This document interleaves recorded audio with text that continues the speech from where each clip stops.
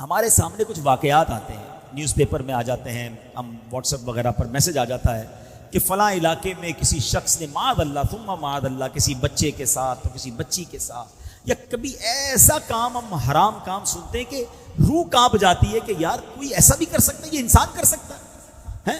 کبھی ایسے لوگ پکڑے جاتے ہیں جو دوائیوں میں ملاوٹ کر رہے ہوتے ہیں، تو جناب کھانے پینے کی چیزوں میں ملاوٹ، اور اس ملاوٹ کی وجہ سے لوگ مر رہے ہیں، مگر ان کو پرواہ نہیں ہے۔ دوائیوں میں جو ملاوٹ کر رہا ہے وہ سوچے وہ کر کیا رہا ہے، چند سکوں کے لیے کسی کی جان سے کھیل رہا ہے نا۔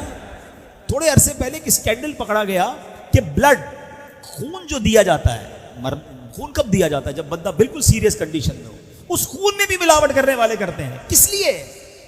تھوڑے پیسوں کے لیے، تھوڑے پیسوں کے لیے۔ یہ سمجھو بات کو کہ یہ حرام کام کا جب بھوت انسان پر سوار ہونا، یہ لالچ، ایک گناہ کی ایسی لالچ سوار ہو جاتی ہے۔ اللہ تعالیٰ سے دعا کیا کرو کہ رب کریم میرے دل کو ہدایت عطا فرما، میرے دل کو گناہوں کی اس لالچ سے محفوظ فرما۔ جب شیطان دل مٹھی میں لے لیتا ہے نا، جب لالچ کے پھندے میں انسان آ جاتا ہے، پھر اسے کچھ نظر نہیں آتا۔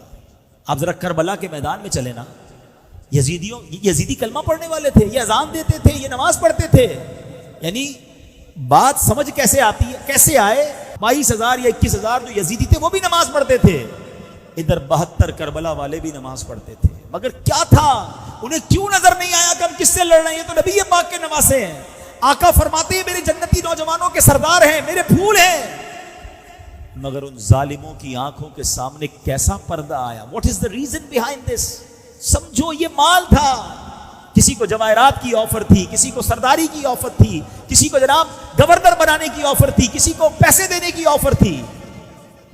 جب شیطان غالب ہو جاتا ہے نا، پھر انسان کو کچھ نظر نہیں آتا ہے۔ اور یقین جانے آج بھی جب انسان کے دل پر شیطان غالب ہو جائے نا، اسے پتہ ہے میں غلط کر رہا ہوں، میں حرام کر رہا ہوں، یہ ناجائز ہے، یہ حرام ہے، دل سے ایک بار آواز بھی آتی ہے، مگر بندہ شیطان کے ایسے پھندے میں پھنسا ہوا ہوتا ہے کہ کوئی دیکھ تو نہیں رہا نا، میں اکیلا ہی ہوں نا، جی چاہ رہا ہے نا، بندہ وہ گناہ کر جاتا ہے، بعد میں بے شک شرمندہ ہوتا رہے، لیکن اس وقت شیطان کی مان لیتا ہے۔